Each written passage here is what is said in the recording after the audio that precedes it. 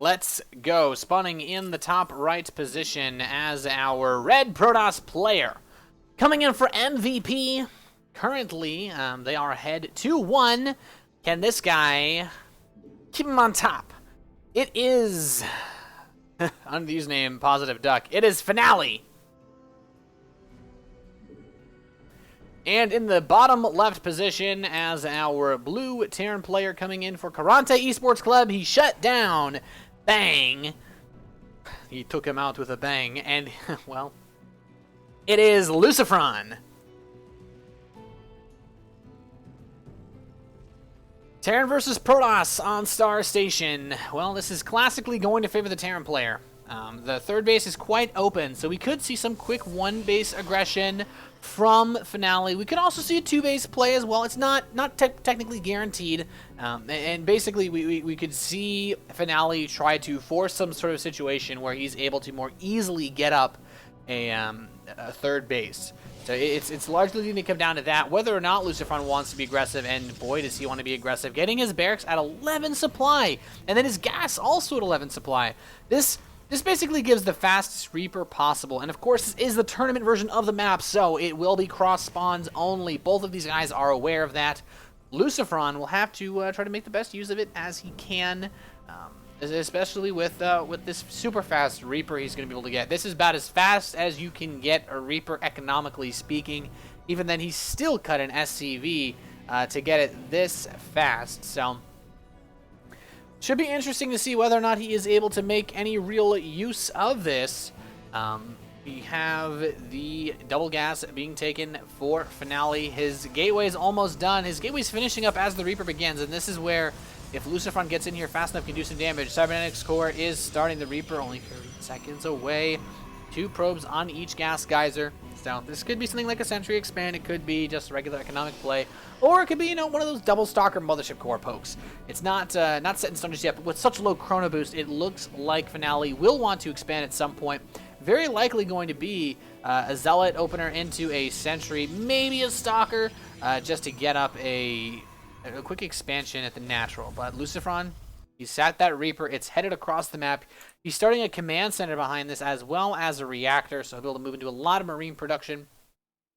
And, well, that Reaper is heading over, and it's just a Zealot. He's going to go into Mothership Core after this, and this is interesting. Mothership Core actually builds faster than a Stalker and a Sentry, so he's going to be able to get in here and possibly kill a probe or two, but the Mothership Core is done, so he'd have to take too much damage. The Reaper will be warded off for now, but he saw pretty much everything he needed to see, except whether or not there was a really fast proxy or an expansion. Now, it does look like Finale will be going for a fast expansion. The probe is now headed down there. That's what this Reaper really wants to see. He really wants to know whether or not Finale is expanding, and he will get vision of that Nexus. This is the most important piece of information you can get in this game.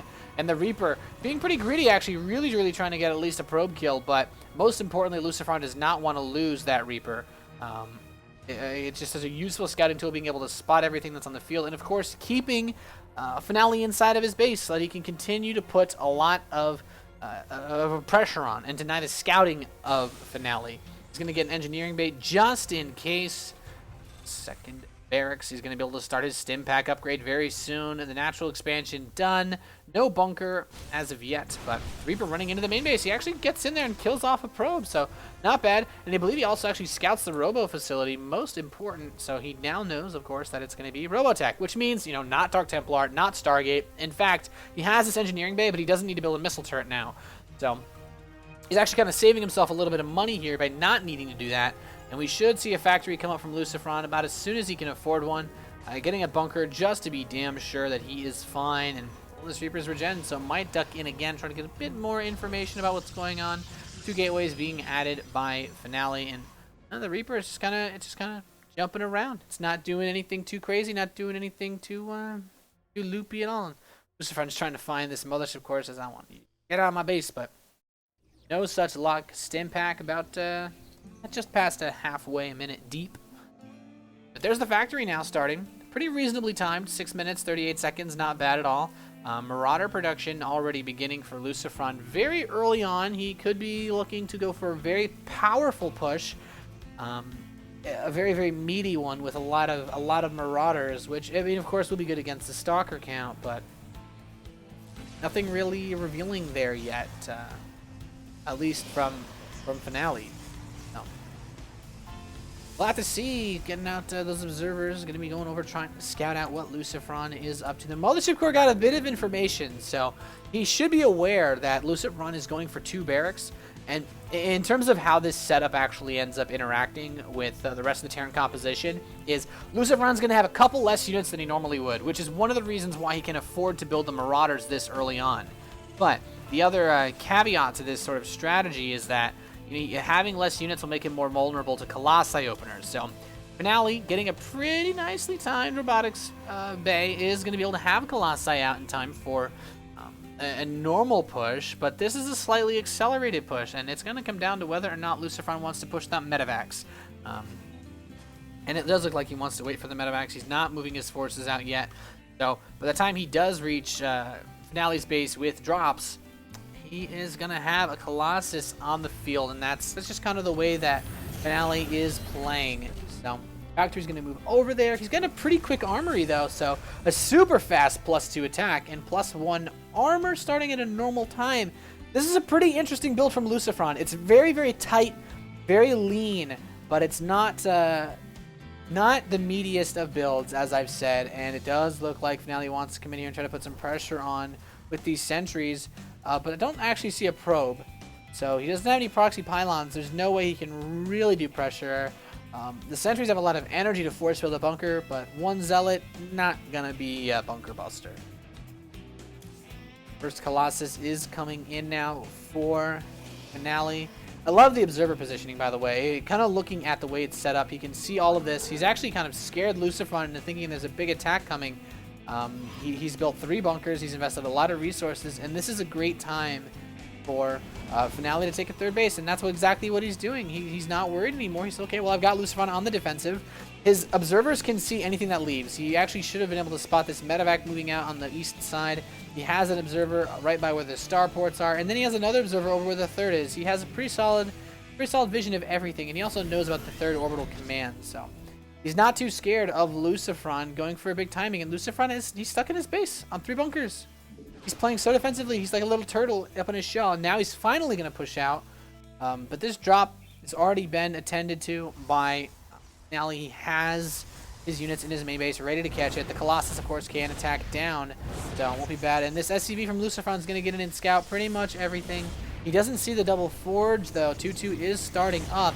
And very interestingly enough, we're actually going to have an upgrade advantage for LucifroN soon. The +2 attack is going to be done for him before the +2 attack or armor for Finale, and now he's moving in here. Marines starting to do a bit of shredding on these probes. He's going to lift everything up into the medevac, only loses 2 Marines, and he's going to boost away, but LucifroN now taking this 3rd base, really starting to churn out those SCVs, really starting to get everything pumped up. He's taking his additional gas geysers, he's going into double Viking production, adding on a 2nd starport, and LucifroN is moving into full macro machine mode, moving forward with a very large push as well. And this is where things are going to be able to get a little bit interesting. Is he going to load it for a drop? No. He changed his mind. He said, okay, I'm not going to go for the crazy Terran Doom drop. This observer, though, it sees all Finale nodes. Oh, well, not anymore. Great scan from LucifroN to pick that off. Denying information, so important.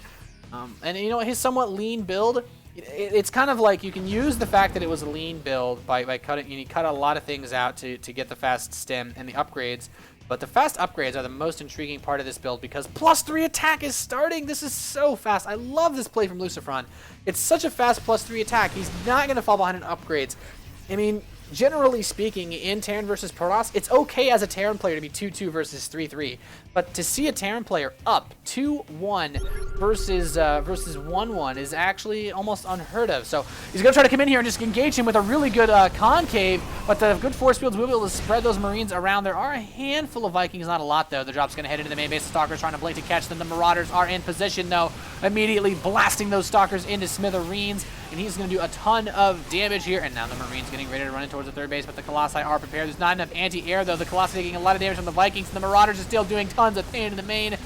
The Marines getting to take out the Mothership Core, more probes dying, and LucifroN doing a lot of damage to these Zealots. The Colossi prevent a bit of trouble here to the forward pressure, but the problem is, as long as the Colossi aren't in the main, he's going to continue to lose units. This +2 attack is so crucial. +2 armor now finishing up for Finale, and he will be able to finally shove LucifroN off of him, but goodness gracious, like a demon monkey on his back, he just can't get rid of LucifroN with that such powerful aggression. He was all over him that fight, but I mean, he has managed to keep this third base alive. He's lost a lot of probes in his main though. LucifroN has killed 15 workers so far this game, and he didn't do any kind of aggressive opener. So we're gonna have to see this a lot here for the follow-up push. The +3 attack is gonna be done so soon. LucifroN really irking out these timings. His +2 armor is very close. He could wait for the timing, try to secure a fourth base, but it does look like LucifroN believes he is far enough ahead that he can just kill his opponent. He's going to stim a second time. He is going to charge in here. Guns blazing. Some force fields being thrown. The charge lots bringing themselves forward. He's trying to spread the Vikings out to deal with the Archons, but his Vikings are actually going to get focused down pretty damn quickly, and LucifroN perhaps overextending a little bit. He says, okay, well, I guess that didn't do what I wanted it to do, and now he's on even supply, so LucifroN really overstepping his boundaries right there. Not quite enough Vikings to kill those Colossi in 2 shots. You need about 8 for that, and he seemed to have 6. So that really hurt him, especially attacking before the +3 attack was done and the +2 armor, which both are now done. But that's a timing that he wasn't really able to abuse too well. So, but unfortunate on the part of LucifroN. He already has another very large army ready though. There is still no Storm on the field for our Protoss player on MVP. Has a couple of Templar, but he has not actually even started researching Sonic Storm. So they're not going to be good for too much other than feedbacking. And now the fourth base is secured for LucifroN. We'll probably see him throw up a missile turret. Here we go, right in the mineral line, and then maybe just a planetary fortress just for safekeeping. So there is the planetary. Storm now just starting for Finale, and ooh, he's getting the fourth base himself, and this is exactly the best response to LucifroN's failed push. Being able to go in there and just doing so much damage to LucifroN's army without even needing to move out. You know, there's a couple of things that you can do, right? Your opponent attacks you and just falls flat on their face. LucifroN lost all of his Vikings. We could have seen Finale go for a counterattack, but instead he's biding his time. He's building up all of these super key units, these Archons, these Colossi, getting the Storm out, getting the expansion secured. And now, LucifroN, because he lost that fight earlier on, he can't be as aggressive as he'd like to be. He kind of threw away the advantage that he had, and the supply is very close.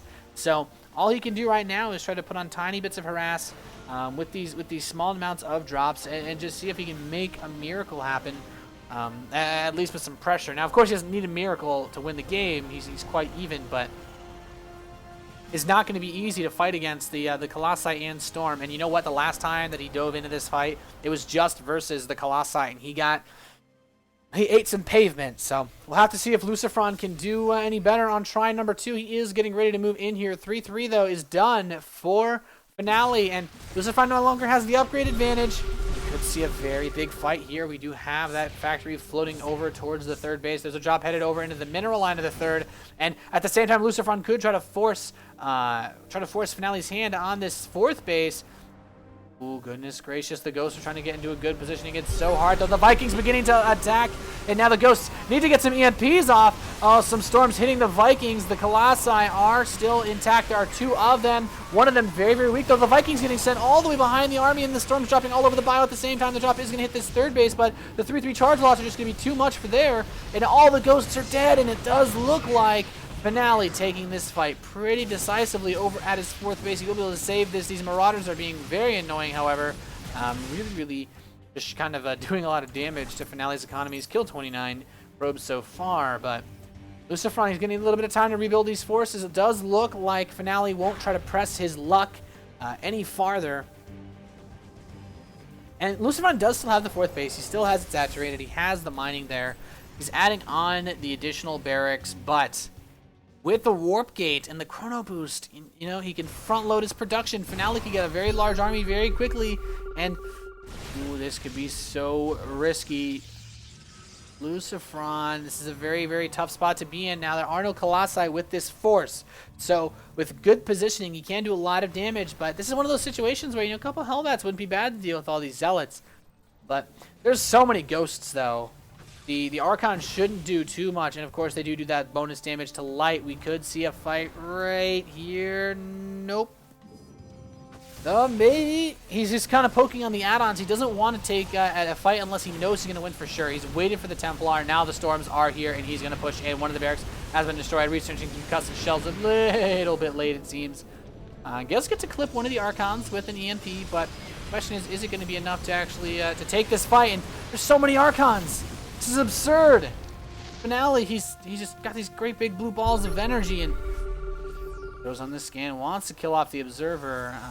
Although I will say he doesn't have Cloak, so it's not like LucifroN can take advantage of that. He will kill the Observer. Now, thing is, I mean, if Finale gets into a fight, you know, all he needs to do is just retreat at some point, but he just needs to make sure he doesn't overextend because the Ghosts will EMP all the Archons, and now he's moving in. EMP's blasting everything. These Archons getting him vaporized so quickly, and this is exactly what I was talking about. Drops a Storm on the Vikings, but there are only a couple Storms left. He's going to run the Bioforces forward. He can run straight into the Storm. That's really going to hurt him, and now we could see Finale turn around and try to get into another fight, but could be a bit risky here. More EMPs dropping on everything. There's no more Storms. He's going to be able to cart this entire army in this EMP, and there all the Archons are dead. The shields on the Immortals are gone. There are a couple more Archons morphing in, but is this going to be enough to fight off this Ghost medevac composition? It's just pure Ghost, basically, from here on out, guys. And he's going to be able to hold on here. Zealots, in the meantime, ravaging this third base mineral line. And LucifroN does have the supply lead once again. He just needs to be very, very careful with how he proceeds with the game. That's such a decisive victory in that fight. Being able to use all of those EMPs, just a really big overcommitment to the Archons on the part of Finale. And, well, when your opponent's got 10 Ghosts, 10, 15, I don't even know how many Ghosts at this point, like 20 or so at the start of that fight, you're not going to be able to just walk in there, waltz in there, I guess I should say, with that many. But I love this little, such a cheeky play from LucifroN, just going to produce Widow Mines out of this factory, trying to put on some pressure here. This could actually be a huge amount of damage done, but we do have Finale checking around the rest of the base, looking for some more ways for him to be able to put on some damage. And, oh, Fleet Beacon coming in for Finale. Interesting. Very interesting. He's adding on another robotics facility. I don't actually know what to think of this. The Widowmine is burrowing for LucifroN. A lot of damage to these probes. Gets one. Alright, it's like one and done. That's about it. Now the mine will die. It was a cute play, but LucifroN not able to do too much with it. He's got another mine on the way, though. And I mean, if Finale is caught off guard, this could totally do a ton of damage, but I don't know. This is going to be interesting. You have another mine about to come out. This is really the only interesting thing going on in the field right now. Nothing else is really happening but the mine. It's going to burrow. How many probes is he going to be able to get? Not bad. 4. Pretty reasonable amount. And LucifroN in this time is able to rebuild a nice, very, very powerful, potent army.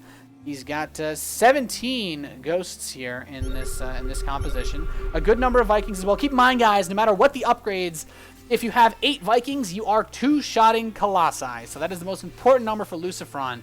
Even though he doesn't have the +3 attack, he is still looking very sharp. +2, giving him that extra DPS. And, well, the Colossi do have the +3 armor. And we have Tempest coming out. Very interesting play here. He's just going to go for Tempest and Colossi to round out this army composition. Finale. We haven't seen this kind of style from Protoss players that much. Scouting Marine is going to get cleaved in half by that Zealot. We haven't seen this much. This is unusual. The Tempest, of course, are going to be able to pick off the units from a long range, and he can use it to force an engagement. He could actually set his Colossi up into a concave and then just have the Tempest poke away until the Terran player has to fight. But with this Viking count, I'm not so sure. This is going to be very interesting to see how it pans out. The Ghost, of course, will be able to EMP everything. The EMP is just always good, but LucifroN, I mean, I can imagine once he secures this base, he will go in for more pressure. Zealot Warpins, though, giving a little bit of a pain in the neck. But it does look like he's ready to move in a lot of units. He's going to send one Marauder forward to scout tag in the tower. Using the concussive shell, try to kite this away. Zealot runs over here. Planetary Fortress will be able to take it out. No big deal. This command center, though, left in the air, left hanging. The Vikings. Ooh, this is such a scary composition now from Finale. He's mixing in the Tempest to pick off the Vikings and pick off the Ghosts perhaps as well. And, well, there's so many Vikings, though. That's so many.